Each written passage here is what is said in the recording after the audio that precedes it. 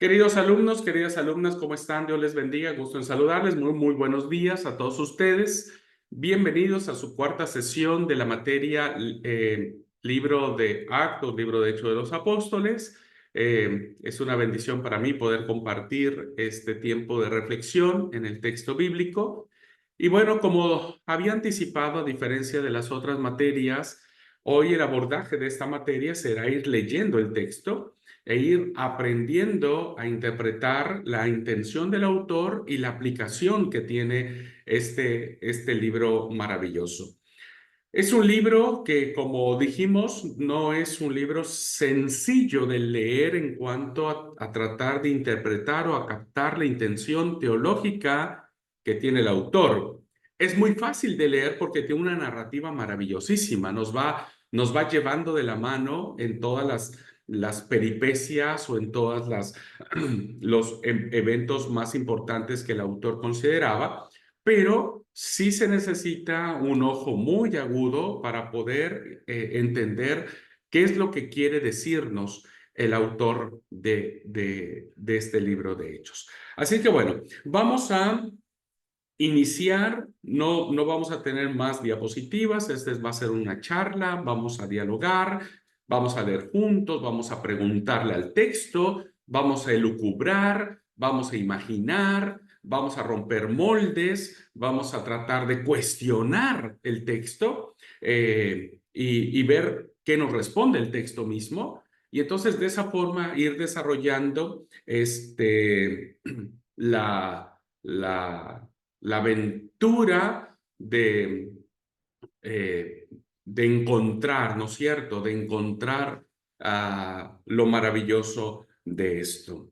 Bueno, vamos a iniciar. Yo les dejé, este será un pequeño ejercicio, dejé que leyeran y vamos ahora a volver a leer juntos el capítulo 1.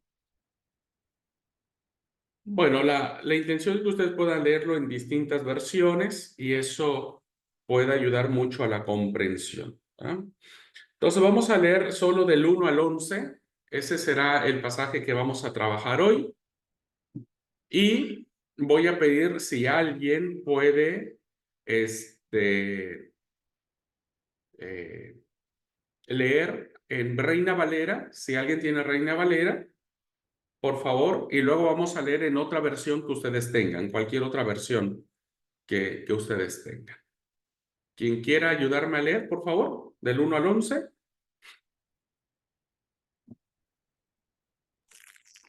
¿Puedo? Sí, sí, por favor. En el primer tratado, oh Teófilo, hablé acerca de todas las cosas que Jesús comenzó a hacer y a enseñar, hasta el día en que fue recibido arriba, después de haber dado mandamiento por el Espíritu Santo a los apóstoles que había escogido, a quienes también, después de haber padecido, se presentó vivo con muchas pruebas indubitables, apareciéndoles durante 40 días y hablándoles acerca del reino de Dios.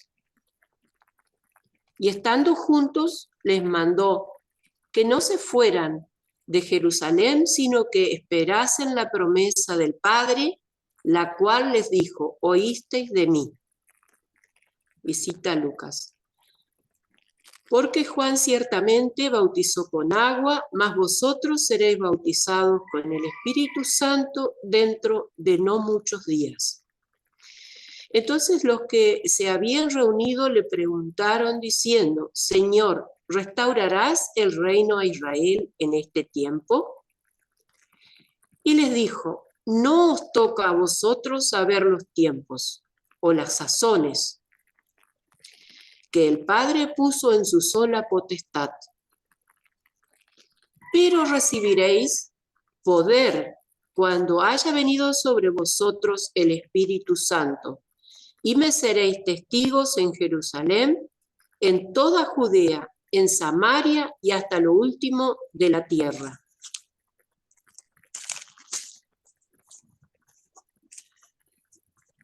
Y habiendo dicho estas cosas, viéndolos ellos, fue alzado y le recibió una nube que le ocultó de sus ojos. Y cuando ellos, con los ojos puestos en el cielo, entre tanto que él se iba, y aquí se pusieron junto a ellos dos varones con vestiduras blancas, los cuales también le dijeron: varones Galileos, ¿por qué estáis mirando al cielo? Este mismo Jesús que ha sido tomado de vosotros al cielo, así vendrá como le habéis visto ir al cielo. Amén. Hasta el 14, perdón, era la consigna había sido Ah, hasta el 14, sí, perdón. entonces volvieron a Jerusalén desde el monte que se llama del Olivar, el cual está cerca de Jerusalén, camino de un día de reposo. Y entrados, subieron al aposento alto, donde moraban Pedro y Jacobo, Juan, Andrés, Felipe, Tomás, Bartolomé, Mateo, Jacobo, hijo de Alfeo, Simón el celote y Judas, hermano de Jacobo. Todos estos perseveraban unánimes en oración y ruego con las mujeres y con María, la madre de Jesús, y con sus hermanos. 14. Muy bien, muchas gracias. ¿Alguien tiene otra versión que quiera compartir? Yo tengo la contemporánea acá. ¿Reina Valera? Sí. Bueno,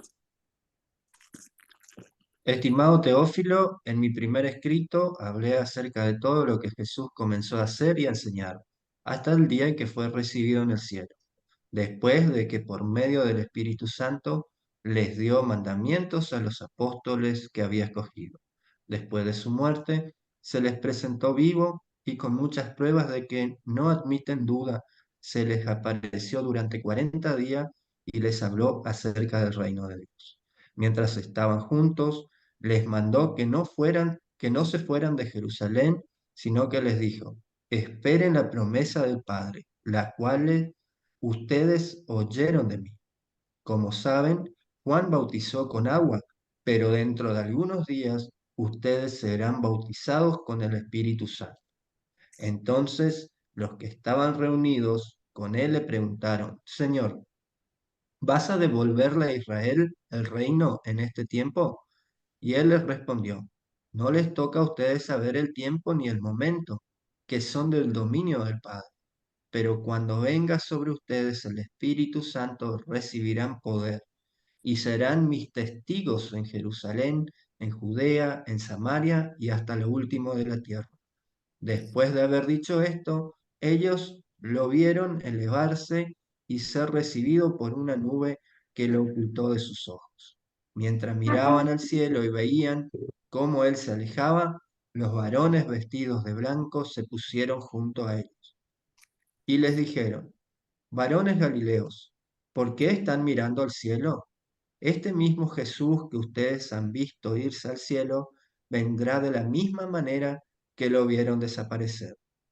Entonces los apóstoles volvieron a Jerusalén desde el monte de los Olivos, que dista de Jerusalén poco más de 1 kilómetro. Cuando llegaron a Jerusalén, subieron al aposento alto donde se hallaban Pedro, Jacobo, Juan, Andrés, Felipe, Tomás, Bartolomé, Mateo, Jacobo, hijo de Alfeo, Simón el celote y Judas, el hermano de Jacobo. Todos ellos oraban y rogaban a Dios continuamente, en unión de las mujeres, de María, la madre de Jesús, y de sus hermanos. muy bien, muchas gracias. Bueno, vamos primero a preguntar con ustedes qué encontraron, hermanos, qué encontraron de raro, de diferente, que les llamó la atención en este relato. ¿Y por qué? ¿Por qué les llamó la atención?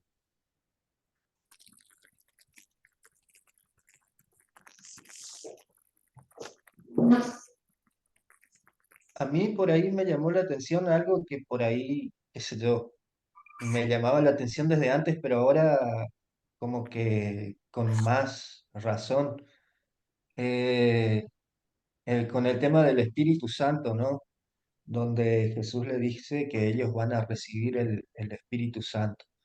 Eh, Después me puse a investigar un poco sobre esto y esa pregunta que yo me hacía por ahí, eh, me sigo haciendo, pero el Espíritu Santo era una fuerza que existía desde los inicios, comprendemos, pero ¿por qué antes no le fue dado a los hombres ese poder del Espíritu Santo que supuestamente, como dice la palabra ahí, desde ahí en adelante iban a recibir el Espíritu Santo, iban a tener, ¿no es cierto?, ese poder de interpretar y de saber algunas cosas? Entonces me quedaba esa intriga de si antes eran más mi pensamiento, el Espíritu Santo fue creado en ese momento, existía desde antes, se descubrió en ese momento o fue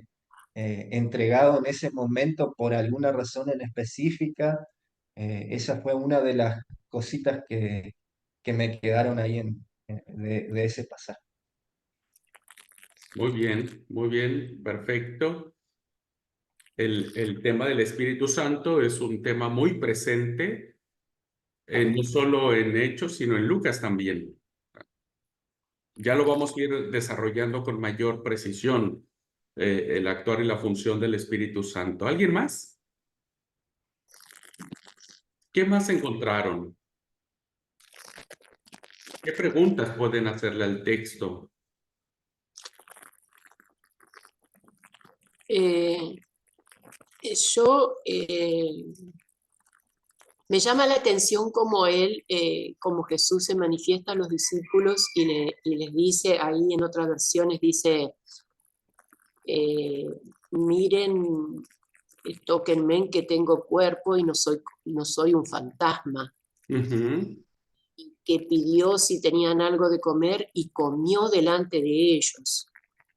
Eh, o sea, como que deja bien claro que Él resucitó y en cuerpo, en alma, en espíritu, en todo su integridad humana y física y espiritual. Y, y después ascendió al cielo, digamos. Eh, y bueno, está lindo, está claro eso, que esté tan clarito ahí escrito bueno, para estar seguros de la resurrección de Cristo y que nadie pueda negarlo. Ok, ok.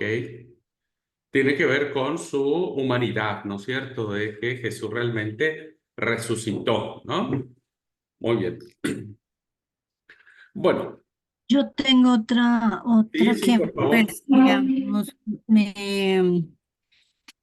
me llamó la atención. O sea, siempre, por ejemplo, cuando él ayunó, estando pues todavía en la tierra, eran 40 días, 40 noches, ¿no? Y Ujú. acá al inicio, cuando pues, le comenta a Teófilo todo, él le dice le cuenta que estuvo el Señor esos 40 días acompañándolos, o sea, que después de la resurrección. Muy bien, perfecto, muy muy buen detalle el tema de este versículo número 3. Ya Por lo iremos ahí, desarrollando. por ahí acompañado a lo que decía Esther, de que con eso se demostraba por ahí un poco la humanidad también de Jesús, ¿no? Me quedó dando vuelta el pasaje donde Jesús mismo dice que ni él no sabe cuándo sería su segunda venida, ¿no es cierto? Que solo el Padre la sabe, como dejando en claro también que él cuando estuvo en la tierra fue humano, ¿no es cierto? 100% un ser humano. Yo creo que hay muchos puntos ahí donde enfatiza eso de demostrar que Jesús era hombre o no, por ahí de dejar en claro de las creencias que decían que por ahí era espíritu o lo que Ujú. habíamos visto, ¿no es cierto? Y también me quedó me quedó algo de la ascensión, que dice de su ascensión al cielo. Nosotros hoy vemos, ¿no es cierto? Tenemos la concepción de que el cielo nuestro es solo la capa de ozono o la atmósfera o lo que sea, ¿no? Pero en esa época también había esa concepción de que el cielo estaba el cielo y la tierra, ¿no es cierto? Entonces, la ascensión de Jesús por ahí también es como para demostrar ahí en esa vuelta al Padre, ¿no es cierto? Que ellos tenían su concepción en su época. eh, y distinta a la nuestra. Y otra cosa que me quedó, yo decía, ¿cómo puede ser? Es el tema de los hermanos de Jesús. Vemos ahí en el último verso que dice que los hermanos de Jesús estaban con María y con los discípulos, ¿no? Y yo decía, pero ¿por qué los hermanos de Jesús antes como que no creían en él y después de que vieron que él murió, recién empezaron a creer en él? Como que eso también fue algo que me llamó la atención de ese pasaje. Muy bien. Bueno, vean cómo de a poquito vamos dialogando con el texto, ¿no? De a poquito vamos acercándonos a la intención que tiene el autor. Ahora, cuando ustedes se enfrenten a un texto, ¿verdad? Como lo vamos a hacer a partir de esta clase, bueno, yo les sugiero acerquen una silla, siéntense junto al autor que está escribiendo y empiécenle a lanzar preguntas. Si nosotros hacemos este ejercicio, la primera pregunta que sería es, ¿quién es Teófilo? ¿Quién es Teófilo? Porque así inicia el texto, ¿no? En mi primer tratado, oh Teófilo. Bueno, ¿de qué tratado nos está hablando Lucas o el autor? ¿De qué tratado y quién es Teófilo? Este diálogo que uno tiene con el autor, pues uno lo enriquece. Sabemos ya nosotros ahora que el primer tratado es el Evangelio de Lucas, porque Lucas evidentemente es el inicio de un gran libro que después continuará con el libro de Hechos. Entonces, parece ser que este primer tratado se refiere al Evangelio de Lucas.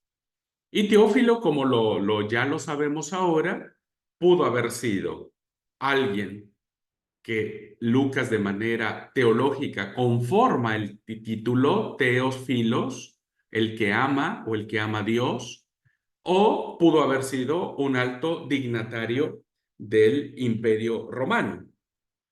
Bueno, nos parece interesante que haya un remitente, un destinatario de la carta que Lucas está escribiendo. Luego viene diciendo algo muy interesante. Dice, conté todo lo que Jesús hizo y enseñó desde el principio hasta que después de dar instrucciones por medio del Espíritu Santo a los apóstoles que había elegido, fue llevado al cielo. Es decir, ¿hacia dónde nos retrotrae este segundo libro? Este segundo libro no puede entenderse sin leer el primero, porque Lucas está diciendo, yo te conté en ese primer tratado quién era Jesús. Es sumamente importante, hermanos, que cuando nosotros leamos el libro de Hechos, sepamos que la presencia de Jesús, el Espíritu de Jesús, va a estar presentísimo en todo el texto que nos plantea. Y dice, después de dar instrucciones por medio del Espíritu Santo a los apóstoles que había elegido. ¿Qué apóstoles? ¿A quién les dio instrucciones? Ustedes leyeron la parte final de Lucas, ¿no es cierto?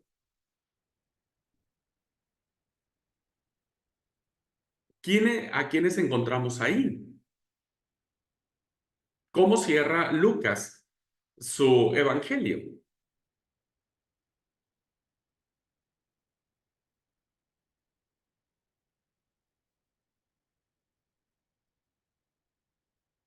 Para poder entender, ¿no es cierto?, qué es lo que está animando a Lucas ahora en la continuidad del segundo libro, retrotrayéndonos a lo que eran los apóstoles que había elegido. Dice, les dio instrucciones por medio del Espíritu Santo.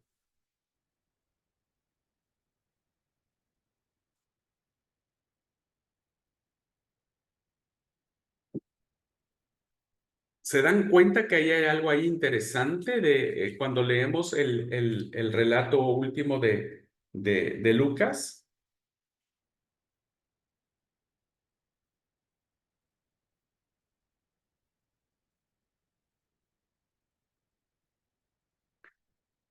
¿Se dan cuenta que si ustedes leyeron el capítulo 24, que es el con el que termina el Evangelio de Lucas, hay dos grupos, diríamos, dos grupos diferentes al de los apóstoles? A veces cuando uno piensa en los apóstoles, ¿en quién piensa uno? En Pedro, en Santiago, en Juan, en Mateo, en Bartolomé, etcétera. Pero si se dan cuenta, el Evangelio de Lucas cerrará con un papel importantísimo de las mujeres, por ejemplo. Las mujeres serán las primeras enviadas, porque ellas son las que vuelven del sepulcro llevando las buenas nuevas. Esto significa apóstol, el que es enviado. Y entonces tenemos a un grupo de mujeres que cobra un papel importantísimo en el tema de la resurrección. En el tema de la resurrección. Dice el versículo 8 de Lucas: entonces ellas se acordaron de sus palabras y volviendo del sepulcro dieron nuevas de todas estas cosas a los 11 y a todos los demás. ¿Quiénes eran ellas? María Magdalena, Juana, María la madre de Jacob y las demás con ellas. Es decir, hay un grupo de mujeres quienes son las primeras testigas de la resurrección. No fueron los apóstoles, fueron las mujeres. Las mujeres fueron las primeritas que reciben la situación que cuando van al sepulcro Jesús ya no está. Y son las que llevan las buenas nuevas a los apóstoles. Es un grupo interesante que habría que redescubrir a la luz de la teología de Lucas, que se va a hacer presente ahora en este pasaje, cuando vemos a las mujeres, a María y a las hermanas de Jesús. Y el otro grupo interesante que Lucas resalta en una historia maravillosa son los dos discípulos que aparecen camino a Emaús, ¿no?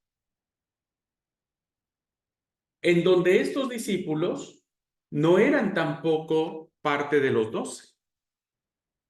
No eran parte de los 12.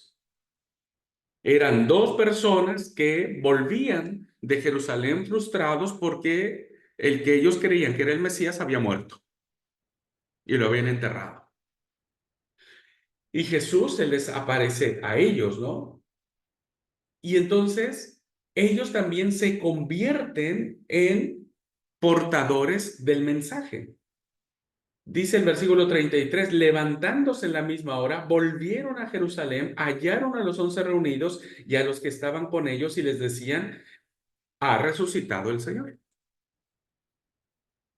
Bueno, esto es sumamente revelador, hermanos, porque a la luz del mensaje que vamos a encontrar en Lucas, vamos a encontrar que Lucas utiliza muchos personajes, hombres y mujeres, de distintos estratos, para conformar su relato de que el Evangelio es universal, donde no hay distinción, donde no hay distinción.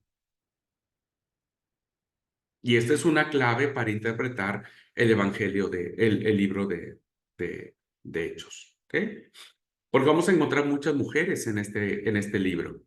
Vamos a encontrar muchas mujeres que van a tener papeles importantísimos. Un ejemplo, Lidia. Un ejemplo clarísimo, Lidia. Bien, siguiendo entonces en el relato que venimos trayendo, dice: a quienes también se les había presentado vivo después de padecer con muchas pruebas, mostrándose durante 40 días hablando del reinado de Dios. ¿Hay algo que les extrañe de esta frase?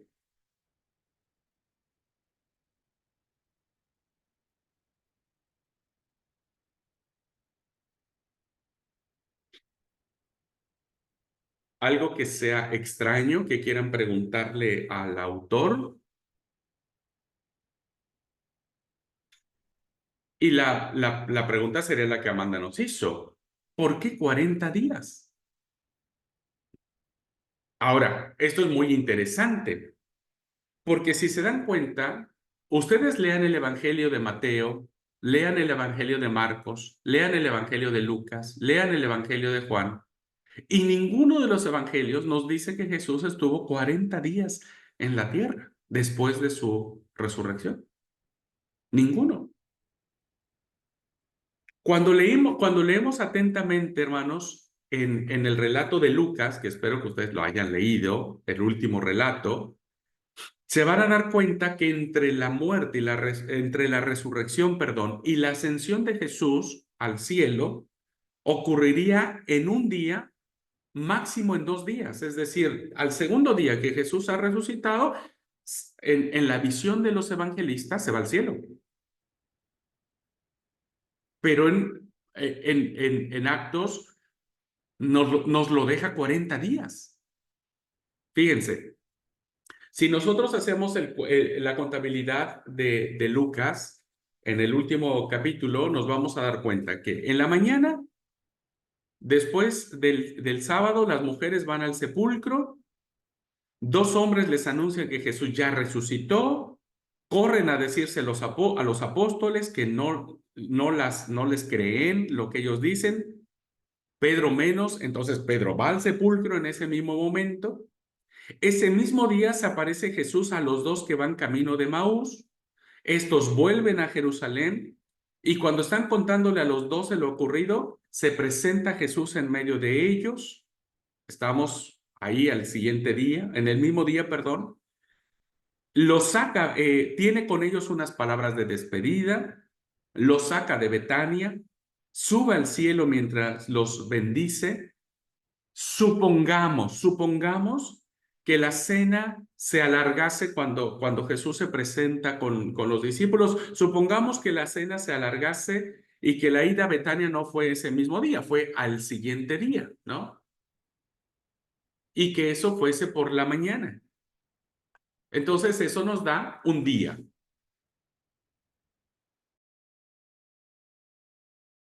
Un segundo, por favor.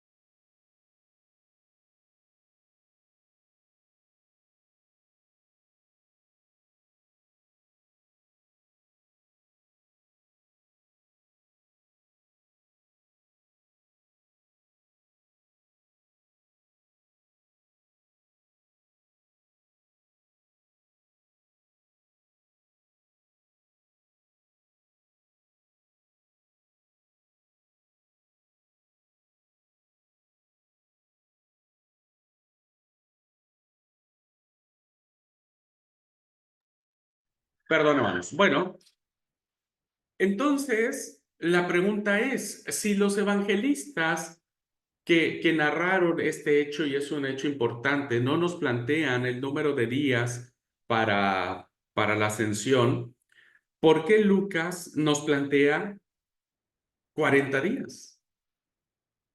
Ahora, preguntémosle a Lucas, ¿no? Vamos a atrevernos a preguntarnos a Lucas. Lucas, ¿por qué no 32 días? ¿O por qué no 48? ¿No? Entra dentro de esta posibilidad de preguntarle al autor, ¿por qué nos dices 40 días? Se presentó vivo con muchas pruebas indubitables, apareciéndole durante 40 días y hablándoles acerca del reino de Dios. ¿Cuál creen que sería la respuesta?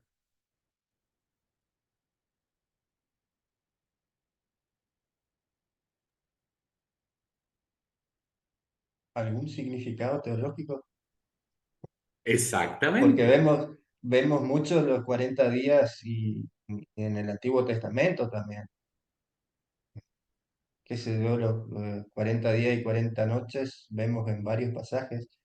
Incluso cuando Moisés estuvo 40 días eh, intercediendo por el pueblo en su momento. Ujú.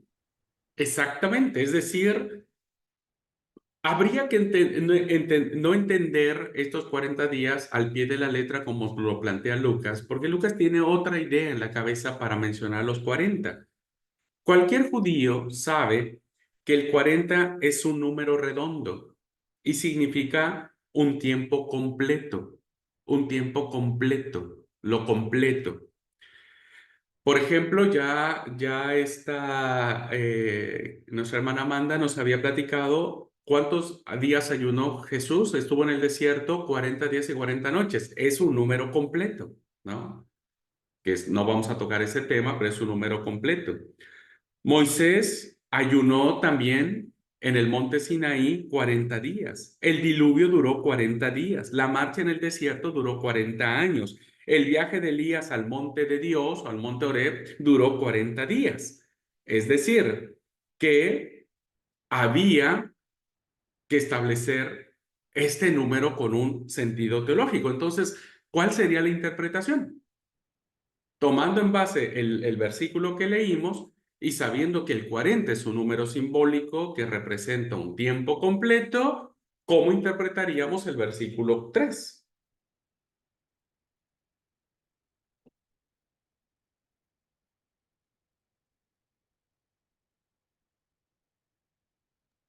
Yo lo interpreto en la parte que dice, y habló acerca del reino de Dios, o sea, él, hasta que no estuviesen todos como en ese conocimiento y en esas instrucciones de que deberían seguir el evangelio y en las enseñanzas acerca del reino de Dios.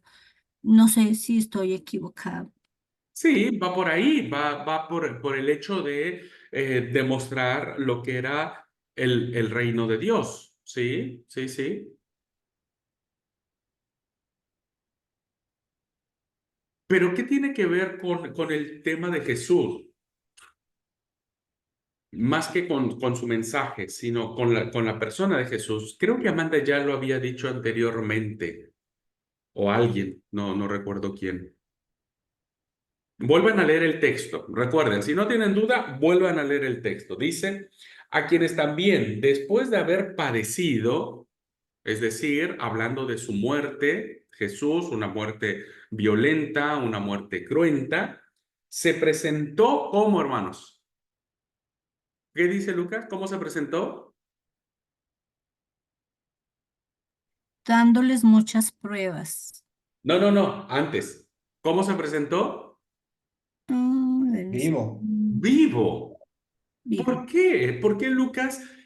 Fíjense, si ustedes sacan la palabra vivo, sigue teniendo el mismo sentido el texto, ¿o no? Quienes también, después de haber aparecido, se presentó con muchas pruebas indubitables. Porque Lucas se toma la molestia de aclarárnoslo y dice, ¿cómo se presentó? Vivo. Dice, con muchas pruebas indubitables, apareciéndoles durante 40 días. ¿Qué podemos entender entonces de esta expresión? Vivo. Bueno, Tal vez Lucas quiere decirnos que Jesús se mostró a sus discípulos en carne, alguien creo que lo había dicho, el tiempo necesario para que se convencieran de que había resucitado, de que no era un fantasma, de que no era un fantasma. Por eso se dice que se presenta vivo con muchas pruebas, porque no es fácil que un muerto resucite. No es fácil que un muerto resucite. Así que lo vemos el tema de los apóstoles. Pedro no cree. Lucas nos dice que Pedro no cree y no cree, no le cree a las mujeres y él tiene que ir a verlo por por sus mismos ojos. Por lo tanto, hacía falta más tiempo en el relato de Lucas y no solo un día o 2 días con los que nos cierran los evangelistas para demostrar que Jesús está vivo. Vean la fuerza literaria que usa el autor para plantear desde el principio, de manera indubitable, la resurrección de Jesús. ¿Me explico, hermanos? ¿O no? Sí, sí. Y en base a eso, pero ¿por qué Jesús tuvo que presentar, como dice ahí, muchas pruebas, ¿no? Dice, para decir que estaba vivo. Si comparamos por ahí con el relato de la resurrección de Lázaro, no dice, Lázaro salió y presentó, cada rato le decía a todo el mundo, o le presentó mucha prueba a todo el mundo de que él también resucitó. ¿Por qué los discípulos cuando resucita Jesús necesitaban tantas pruebas de que Jesús había resucitado si ya habían visto un acontecimiento similar? Sí, por un hecho importantísimo. Cuando nosotros hablamos de resurrección, hermanos, son muy pocos los casos en la Biblia que se habla de personas que resucitan. Tenemos a los 2 casos de Elías y Eliseo en el Antiguo Testamento. Tenemos a Lázaro, tenemos a la niña, a Tabita, ¿no?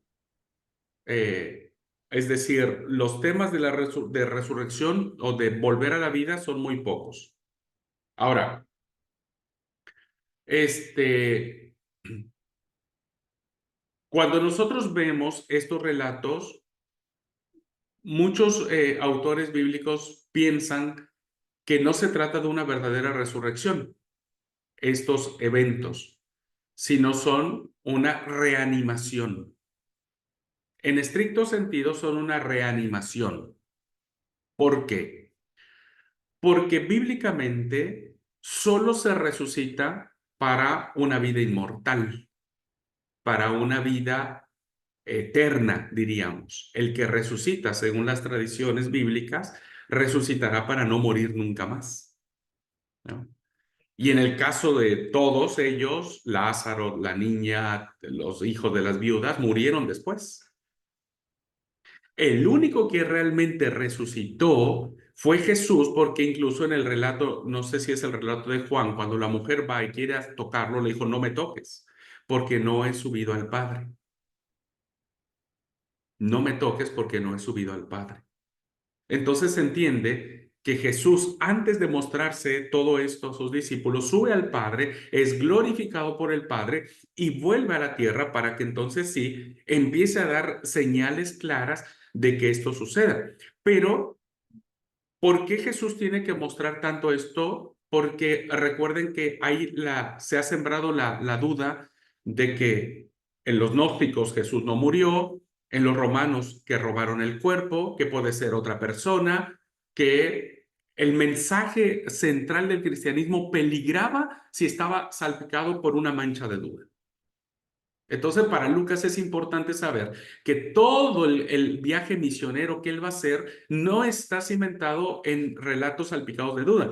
Por eso el tiempo tan largo, es decir, un tiempo completo fue suficiente para creer que Jesús es el Hijo de Dios. Por eso es importante la fuerza que Lucas da al principio. ¿Ok? Solo el único que ha resucitado es Jesús. Porque Jesús no ha vuelto a morir, no morirá nunca más. Y nosotros creemos que cuando resucitemos, pues no moriremos nunca más.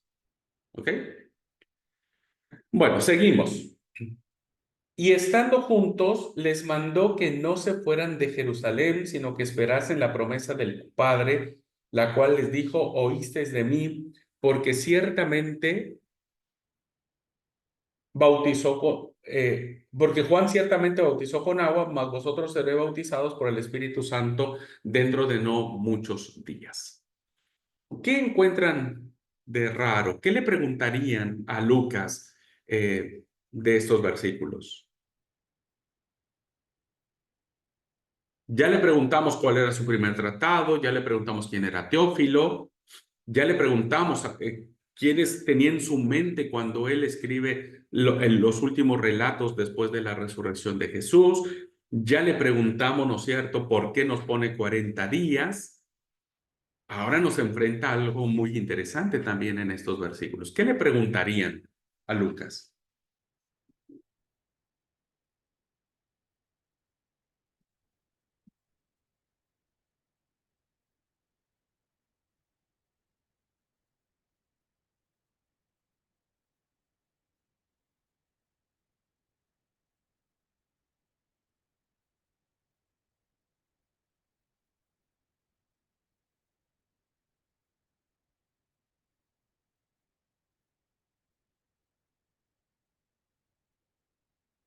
Bueno, la primera pregunta que yo le haría es, ¿por qué Jerusalén? ¿Por qué Jerusalén? Y ustedes me dirán, pero ¿y por qué esa pregunta? Pues si Jesús murió en Jerusalén, entonces tendría que ser Jerusalén, ¿no? El lugar. Porque tendría que empezar ahí, Jerusalén, Judea, Samaria y el resto. Ok, ok. ¿Por qué otra razón? Sí, vemos, dice, y me seréis testigos en Jerusalén, etcétera.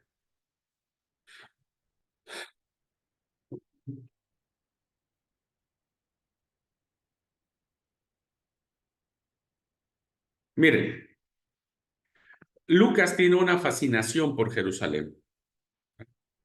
Lucas tiene una fascinación por Jerusalén. Y para Lucas, Jerusalén era un centro no solo político, porque Lucas lo va a tomar en un sentido político, sino en un sentido teológico, ¿verdad? Porque Lucas va a presentar a Pablo, me dice, podría ser porque da a entender que se debe empezar por los de casa, claro, que es lo que iba a plantear, en el sentido de que eh, Jerusalén, dice, como su casa, sí, Jerusalén alberga el judaísmo. Pero ahora, lean por favor Marcos y díganme qué encuentran de raro. Acuérdense que Marcos tiene dos finales, eso ya lo vimos. Por eso es importantísimo que ustedes no pierdan ninguna de sus clases, porque si no, pierden un montón. El final corto de Marcos, ¿verdad? Nos dice en el versículo 7.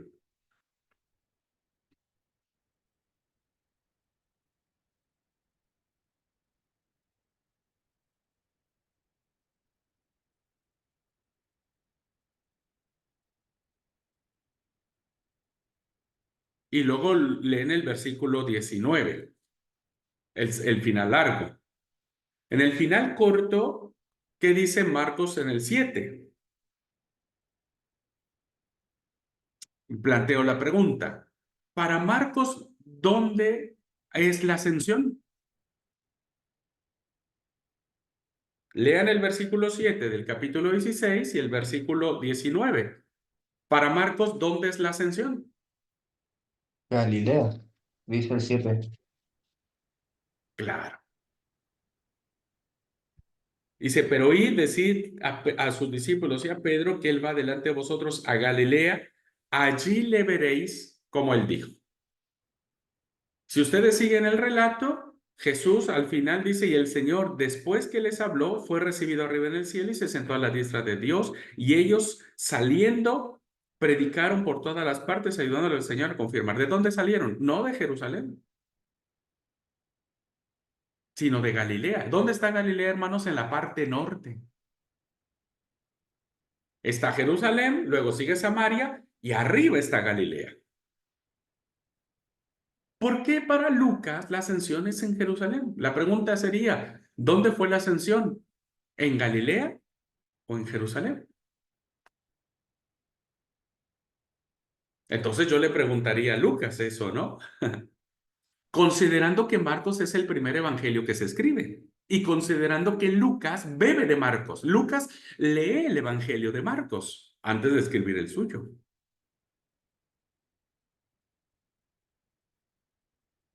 ¿Me explico para dónde los quiero llevar, hermanos?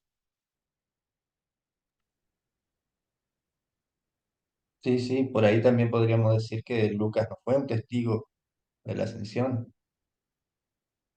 Puede ser, pero él fue a investigar según el prólogo de Lucas. Y es más confiable su investigación porque ya fue más lejos, diríamos. Bueno, con esto quiero decirles que a veces leemos el texto como si fuera recetas de cocina. Hay que pararnos un poco a reflexionar, ¿no? Fíjense, por qué Jerusalén es importante para Lucas y por qué la ascensión para Lucas tiene que nacer en Jerusalén? Si ustedes leen el capítulo 1, el capítulo 2,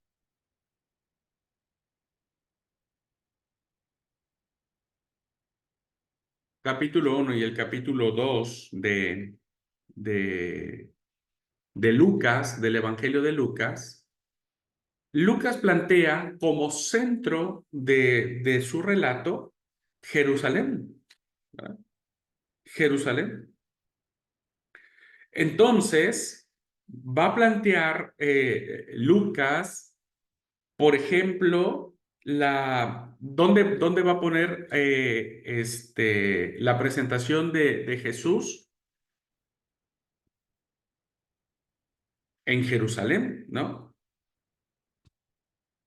Sí, en Jerusalén. Y ningún otro evangelio va a plantear a la presentación del niño en Jerusalén. Jesús va a estar en el templo, ¿no es cierto? ¿Dónde está el templo? En Jerusalén. ¿De qué va a tratar las oraciones de Ana profetisa, que está en el capítulo 2? De la redención de Jerusalén, ¿no? Y ¿dónde sube María para hacer, cuando el tema del empadronamiento? A Nazaret, a Judea, la ciudad de David, que se llama Belén, que está cerquita de Jerusalén. Es decir, para Lucas, Jerusalén será un símbolo, ¿no es cierto?, eh, de que es el lugar donde Jesús nace en círculos jerosolimitanos o influencia jerosolimitana y por lo tanto tiene que salir de allí, diríamos, o tiene que terminar en ese lugar.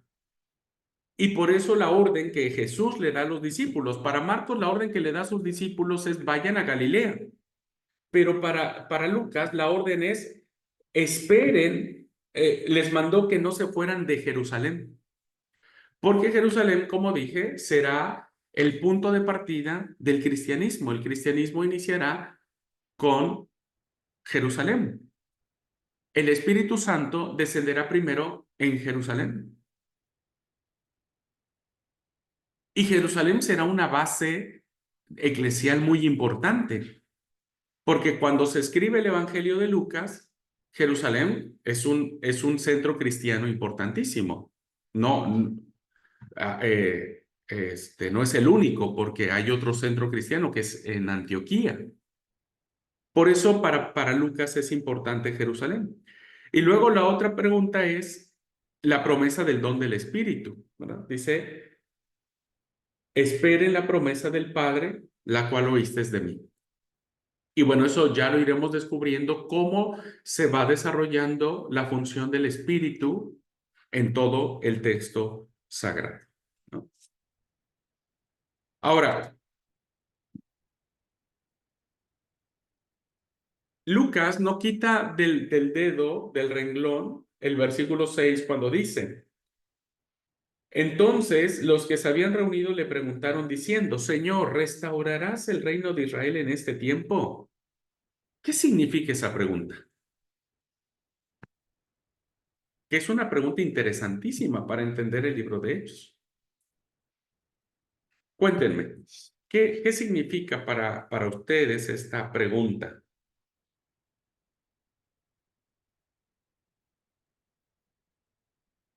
¿Y por qué Lucas la pone ahí, ¿no? Como algo interesantísimo en la charla que tiene antes de ser el Señor ascendido al cielo.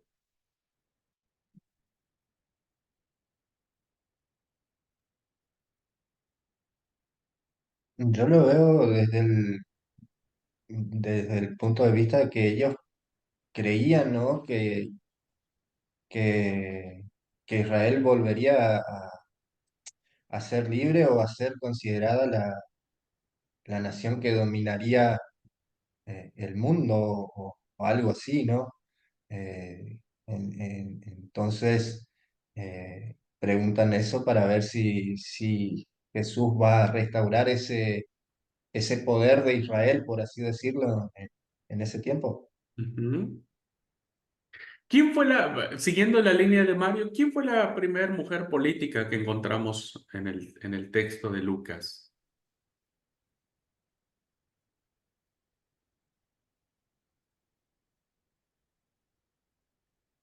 ¿Quién fue la primera mujer política?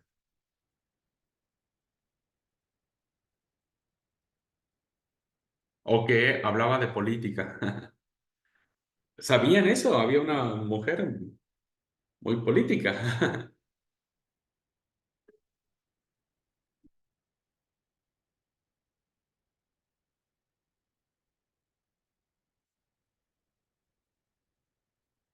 Eh, no lo voy a plantear ahora porque, si no mal recuerdo, lo vimos en alguna clase. Tanto el canto de María tiene una fuerte carga política, el canto de María. Pero la mujer que tiene este papel es Ana, la profetisa, la que aparece en el capítulo 2 de Lucas, versículo 36. Lucas 2:36. Vean, dice, estaba también allí Ana, profetisa, hija de Fanuel, de la tribu de Aser, de edad muy avanzada, pues había vivido con su marido 7 años desde su virginidad, y era viuda hace 84 años y no se apartaba del templo, sirviendo de noche y de día con ayunos y oraciones. Es una mujer que está en el templo, ¿verdad? ¿Dónde es el templo? Pues en Jerusalén, centro político importantísimo e incluso de grandes referencias mesiánicas. Y dice el versículo 38, esta, presentándose en la misma hora, daba gracias a Dios y hablaba del niño a todos los que esperaban la redención en Jerusalén. Hablaba del niño a todos los que esperaban la redención de Jerusalén. ¿Qué esperaba todo judío? Ser liberados de la opresión política, militar de Roma. Eso era lo que esperaba. Entonces, Ana arenga y dice, llegó, ¿no? Llegó el libertador. Estas pretensiones de liberación que nosotros tenemos, llegó con el niño. Entonces, Lucas le da en voz de Ana la figura mesiánica al niño Jesús. ¿Y qué nos dice Lucas? Lucas nos dice que esta pretensión, ¿verdad? nunca se había olvidado, sigue en estos sueños de liberación por parte de los discípulos hasta el último momento. Ellos siguen pensando que necesitan ser liberados. La pregunta es, ¿Jesús les reta por eso? ¿Jesús está en desacuerdo con ellos? ¿Jesús se enoja por la pregunta, según Lucas?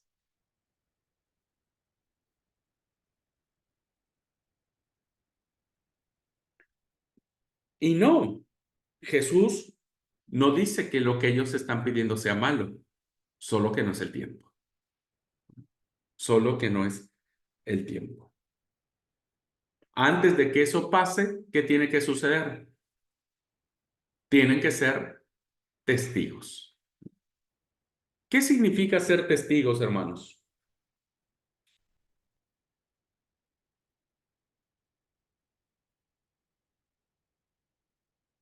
Dice, y me seréis testigos. Dar testimonio de algo, ¿no? Dar En este testimonio de caso, algo. el testimonio de que él estuvo con ellos, que les enseñó, que les dio alguna instrucción para seguir y ese sería pues el testimonio Ok. o ser testigo de él. Me dice que es ser testigo de algo que se vio. Mario nos puede decir claramente que es un testigo. Dice, y me seréis testigos, ¿no? Ahora la pregunta que le hacemos a Lucas es, ¿qué quisiste decirnos con esto?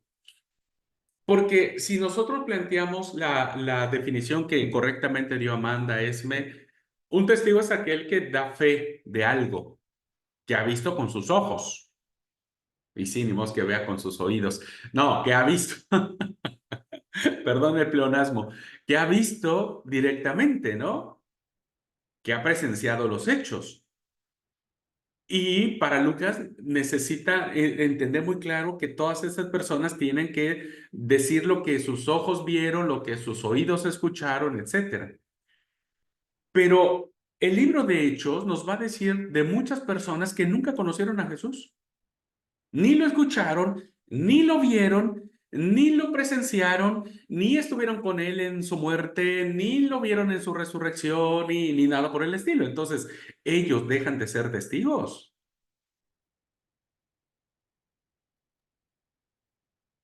No, porque también hoy seríamos testigos nosotros de que Ah, buenísimo.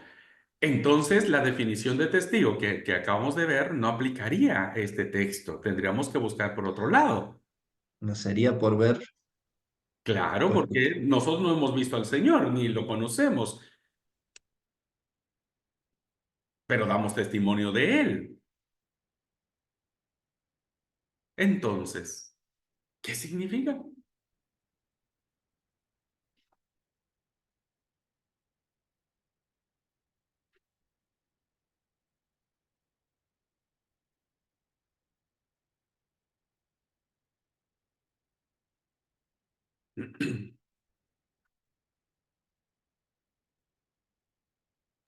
Somos testigos porque recibimos el Espíritu. Sí, sí, evidentemente. O sea, precisamente el Espíritu nos hace ser testigos, pero ¿qué es ser testigo? Testigo sería llevar, como dice ahí, que seremos testigos no solo en Jerusalén, sino hasta el último espacio de la tierra. Y testigos somos porque le creímos sus enseñanzas y lo que él nos habló. Y el testigo es dar a conocer eso, ¿no? Sí, no sé si calzaría la palabra testigo en ese sentido, Amanda. Sería más alguien que es, no sé, un informante o no sé, Portador. un portador, claro, pero en estricto sentido no sería un testigo. Y otro, bueno, se me viene a la mente que somos testigos porque tenemos la salvación. Bueno, ese Eso sí lo resultado. vivimos y es, o sea, digamos que eso sí es nuestro, porque somos salvos por gracia, ¿no? Claro, claro. Ahí podemos testificar nosotros de lo que sentimos, de lo que somos, pero eh, de dónde surge, de dónde nace eso, ese sentido de salvación, de vida eterna? Y yo creo que porque nosotros adquirimos ese conocimiento a través de lo que... De la palabra. Ok, ok, pero eso ya es como planteándolo a nosotros. Ubiquémonos en el texto. Pensemos en Lucas y Lucas le está escribiendo a su comunidad y le está diciendo a los discípulos, porque se está dirigiendo a ellos, ¿no es cierto? Me seréis testigos en Jerusalén, en Judea, y demás. Sin llegar a una aplicación nosotros hoy.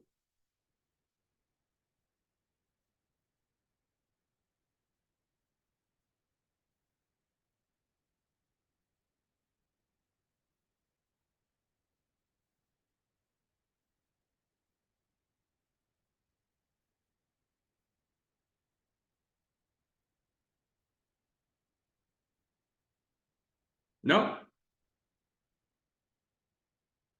Bueno, ser testigos de una experiencia de fe, de manera espiritual hablando. Sí, claro, eso ya es como una aplicación, Esme, de lo que nosotros podríamos entender, pero atendiéndonos en primer lugar al texto, ¿qué creen que quiso decir Lucas con esta palabra? Bueno, ¿Sería sobre el Espíritu Santo? Como no, eso es como un resultado. Miren, testigo es una palabra griega que significa martus, martus. Y martus viene de martirio.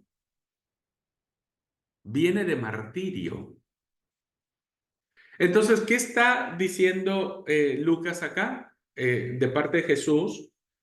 Pues lo que el Señor Jesús dijo en los evangelios. Por causa van a mía morir por mí. serán encarcelados, acusados injustamente, perseguidos y muertos. Y muertos. Entonces, Lucas está diciendo, me seréis testigos, es decir, van a tener que dar mi vida por lo que ustedes van a decir que vieron y escucharon. Por eso, ¿quién es el primer testigo de la fe cristiana? Esteban, Esteban. Esteban se convierte en el primer testigo. Porque, ¿por qué lo matan? Porque él se atreve a decir lo que él no vio, no escuchó, porque no conoció a Jesús. Esteban es un cristiano griego que después se convierte, pero que él cree en el mensaje de los apóstoles, lo apropia y habla de Jesús y habla de su resurrección y etcétera, etcétera, y termina matándolo. Entonces, ahora sí, aplicándolo a nosotros, nosotros debemos ser testigos, es decir, incluso debemos estar dispuestos a dar nuestra vida por la causa del Evangelio. ¿Me explico, hermanos? la pregunta sería, ¿estaríamos dispuestos a ser Ah, testigos? bueno, ahí es la pregunta del remillón. Muy bien, Fuerte. seguimos. Dice, y me recibiréis poder del Espíritu Santo y me seréis testigos entonces en tres regiones importantes. La pregunta que yo hago aquí no la voy a contestar ahora, la voy a contestar después, pero la pregunta es, ¿por qué no Éfeso? ¿Por qué no ser testigos en Éfeso? ¿Por qué no ser testigos en Siria? ¿Por qué no ser testigos no sé, en Cafarnaúm? ¿Por qué no ser testigos qué sé yo, en Esmirna o en Tiatira? ¿Por qué Jerusalén? ¿Por qué Judea? ¿Por qué Samaria? ¿Y por qué lo último la tierra?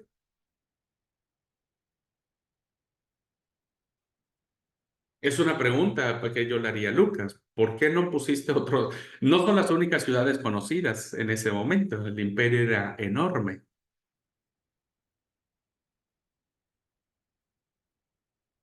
Porque como vamos a ver, el Espíritu Santo tiene que alcanzar estos tres grupos, ¿no? Que va a representar la totalidad. La totalidad.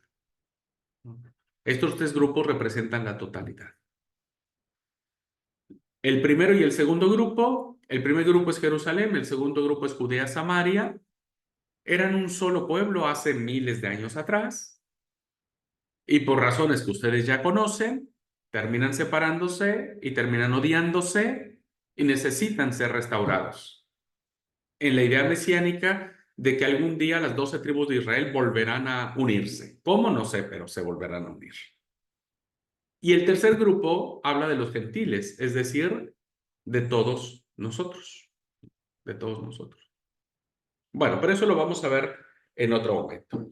Versículo 9 dice, y habiendo dicho estas cosas, viéndolo ellos, fue alzado y recibido en una nube que le ocultó sus ojos, y estando ellos con los ojos puestos en el cielo, entre tanto que él se iba, he aquí que pusieron junto a ellos dos varones con vestiduras blancas, los cuales les dijeron, varones galileos, ¿por qué estáis mirando al cielo?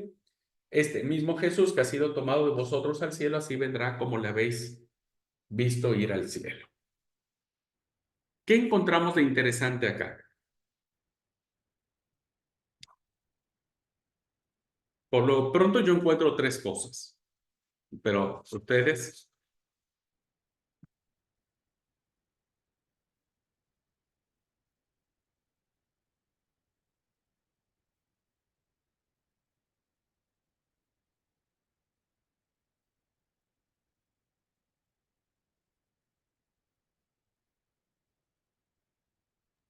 Una de las cosas que podríamos decir es que como que hace un cierre de que Jesús vino y volvió, o dejan claro eso de que Jesús se volvió al cielo, que no se quedó, que no, que no anda, eh, por así decirlo, deambulando, no siguió deambulando por ahí, ¿no es cierto? Dio ese cierre de que Jesús volvió al Padre.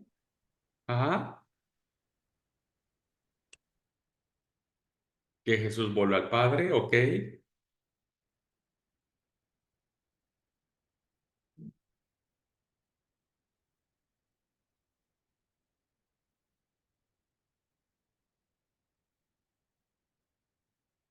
Bueno, tres cositas que yo encuentro acá.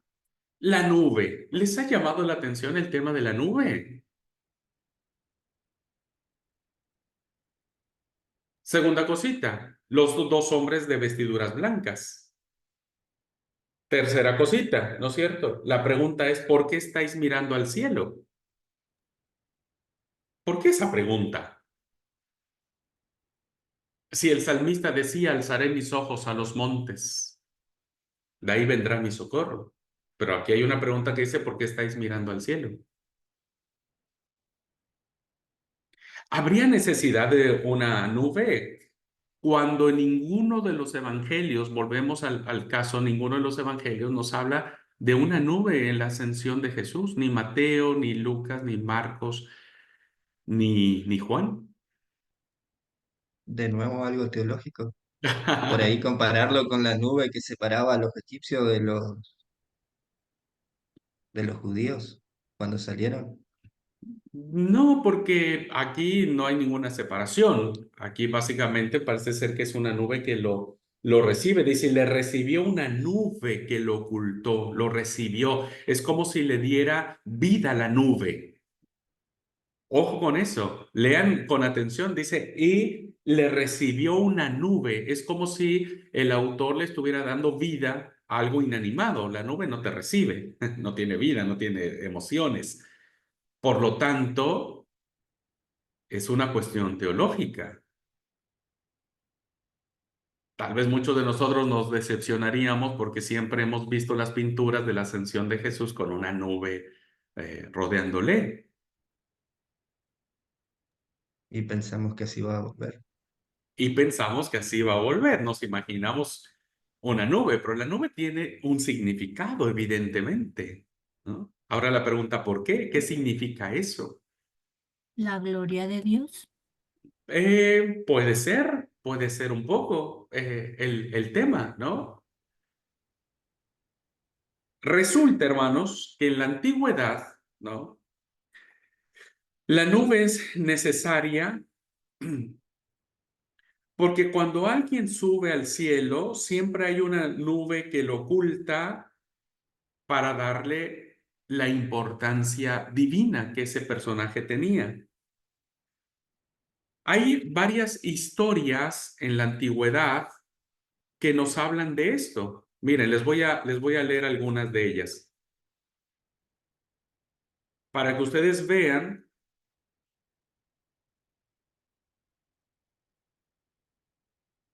de qué está hablando Lucas. La idea de la ascensión resulta chocante para nosotros por dos motivos distintos. No es un hecho que hayamos visto, porque no lo hemos visto, y esta es una concepción espacial más psicológica que histórica. Por lo siguiente, miren, muchos han pensado que esto se asemeja al Antiguo Testamento. ¿Quiénes fueron aquellos que fueron llevados al cielo y que no vieron muerte? Enoc y Elías. Elías. Enoc y Elías.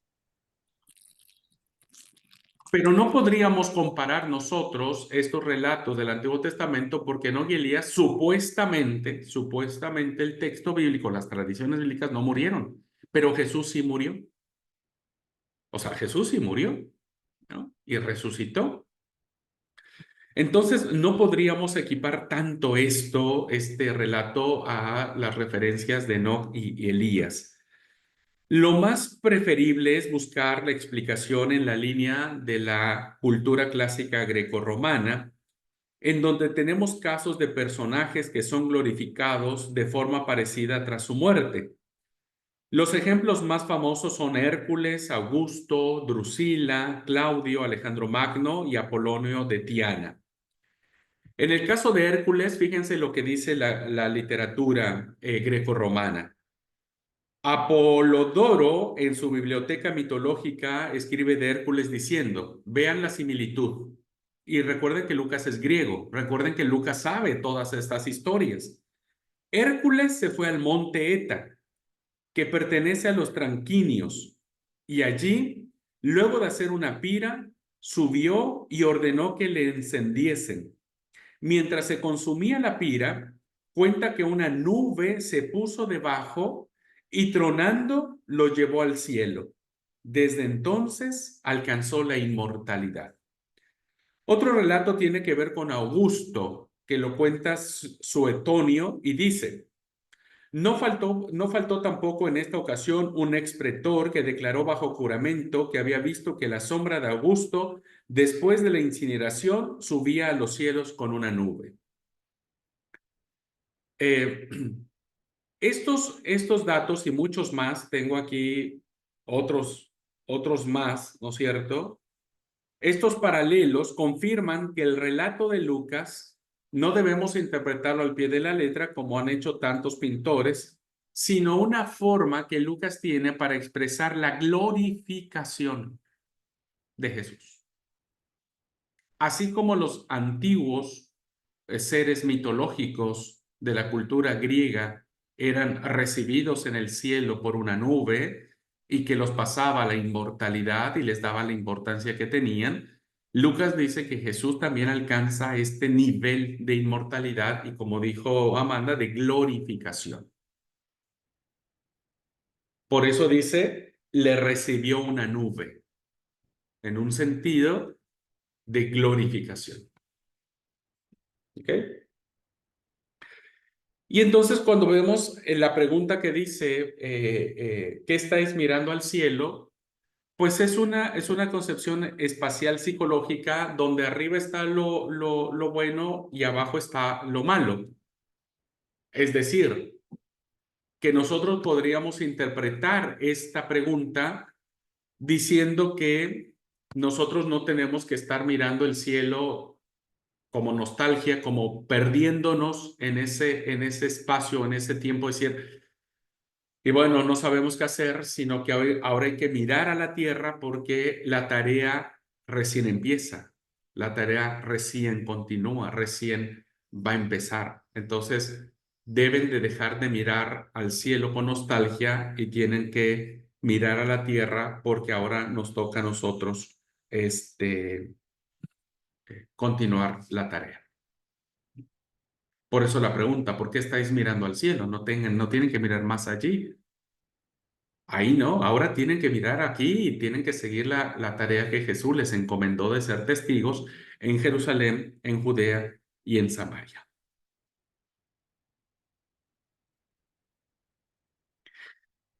Y termina, hermanos, el pasaje cuando vuelven a Jerusalén, al monte, desde el monte de los Olivos. En el lugar se encuentran Pedro, Juan, los apóstoles, y volvemos a encontrar este grupo interesante que Lucas nos plantea como las mujeres. Lucas le da una importancia vital a las mujeres. El Evangelio dice que Jesús no solo lo acompañaron los 12, sino también el grupo de mujeres, y ahora nos cuenta algo muy parecido. Creo que la mujer en el grupo, en el mundo grecorromano, al igual que en el mundo judío, necesitaba ser revalorada, y Lucas lo plantea en este punto. Y termina esta historia, hermanos, diciendo, ¿verdad?, que todos perseveraban en oración y ruego. Como vamos a ver, la oración es vital en el libro de Lucas. Es la oración, vamos a encontrar mucha oración, mucha oración como resultado del poder y la llenura del Espíritu Santo. Y bueno, por cuestión de tiempo, acelero un poco la clase, pero se dieron cuenta que lo que ustedes leyeron en un principio, no habíamos encontrado todas estas cosas que hacen interesantísimo el texto y que hacen empezarlo a mirar desde otra perspectiva un poco más amplia. Le sacamos un montón de preguntas a Lucas hoy. Pobre Lucas ya no sabía cómo contestarnos. Por ahí no me quiero quedar con una duda. Puede ser. Sí, sí. Justo de lo del verso 11 de los dos varones, o de los o dos varones vestidos de blanco se pusieron junto a ellos y le dijeron, en verso 10 y verso 11, los dos varones esos vestidos de blanco tienen una similitud a lo que habla Lucas precisamente también en el sepulcro, ¿no? Tiene algo que ver con eso, por eso es que él escribe esto en estos versos. No sé si voy a entender. No, sí, sí. A ver, los dos varones vestidos de blanco, ¿no es cierto?, tienen mucha significancia. En la cultura, en primer lugar, yo le preguntaría a Lucas, ¿por qué no 3 varones? O 4, o 10, o 1000, ¿no? Digo, ya que estamos, ¿por qué 2? ¿No? ¿Por qué 2? Ahí sería mi primera pregunta que le daría a Lucas. Y la respuesta es sencilla, diríamos, porque en la cultura judía, al igual que ahora nosotros, viene en esto, el tema del derecho, 2 testigos hacen plena prueba. Es decir, cuando se hace un juicio, no valía un testigo, se necesitaban 2 testigos. Hasta la fecha, hoy yo cuando yo era abogado tenía que llevar 2 testigos. Entonces, 2 testigos hacen plena prueba. Eso era desde la cultura judía. Por eso hay 2 varones, porque Lucas quiere decir que lo que ellos están diciendo es plena prueba. Nadie puede dudarlo, ¿no es cierto? Segundo, el tema de los varones vestidos de blanco no nos dice que sean ángeles, ¿no es cierto? El texto nos dice que son ángeles, son varones. Y lo que está diciendo Lucas, en función de lo que vos dijiste, tiene que ver que siempre los grandes anuncios es hecho por estos personajes con vestiduras diferentes, vestiduras transparentes, etcétera. Entonces, estos personajes lo único que quieren decir es que están dando un mensaje, están siendo portadores de un mensaje. De ahí la idea de que pueda pensar que eran ángeles, porque un ángel es un mensajero, es alguien que es enviado para dar un anuncio, ¿no? Pero no tiene esta característica porque los discípulos no se asombran ante ellos, no se postran ante ellos como Juan, por ejemplo, en Apocalipsis, cuando ve al ángel, dice que se postra y cae como muerto por ver al ángel. En este caso, no. En este caso, parece ser que es un diálogo muy normal entre estos dos varones y los discípulos. Porque el problema no está en la personalidad de los varones, sino en la pregunta que hacen los varones. Ese es el punto. El tema no está en quiénes son los varones, sino qué significa la pregunta. Y la respuesta es mucho más clara. Deben de dejar de mirar el cielo. Hay que mirar abajo. Hay que ponerse a trabajar, diríamos nosotros. Y a esa así como arranca el libro de Hechos, trabajándole a full, trabajando. Y por lo que sigue en el pasaje podríamos entender que Jesús entonces asciende en un día sábado, porque ahí nos dice que ellos, nos dice la distancia de un camino de un día de reposo, ¿no es cierto? O de 1 kilómetro. Eh,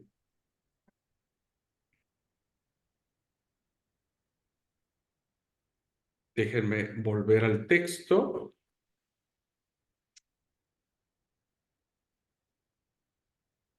No, dice camino de un día de reposo.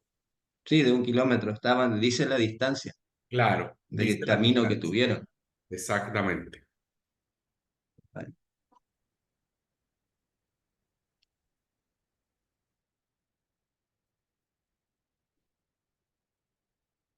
Bueno, espero que este ejercicio que estamos haciendo, y se van a asombrar de muchas cosas más que vienen en adelante, sea algo que los motive como para que sepamos que con cualquier texto que nosotros nos enfrentemos, lo más interesante es charlar con el autor, cuestionar al autor, preguntarle, ¿no? Y empezar a buscar las respuestas que se puedan plantear, ¿ok? Las propuestas que yo les hice son una propuesta, pero ustedes pueden buscar otros autores, otros comentaristas, tendrán otras pistas o alternativas de solución o de interpretación, pero esto es lo que hace muy rico al texto sagrado. ¿Ah? Bueno, para la siguiente clase vamos a leer ahora del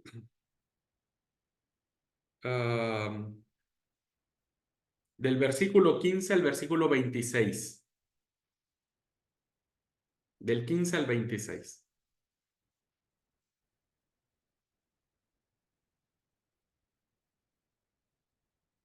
¿Ok? Del 15 al 26. Hagan el ejercicio, léanlo, traten de preguntarle al autor, hagan las preguntas que sean necesarias y las charlamos en clase. ¿Les parece? Las charlamos en clase. ¿Está? Bueno, gente linda, muchas gracias por su atención. Deseo que Dios les bendiga. Cuídense mucho. Chao.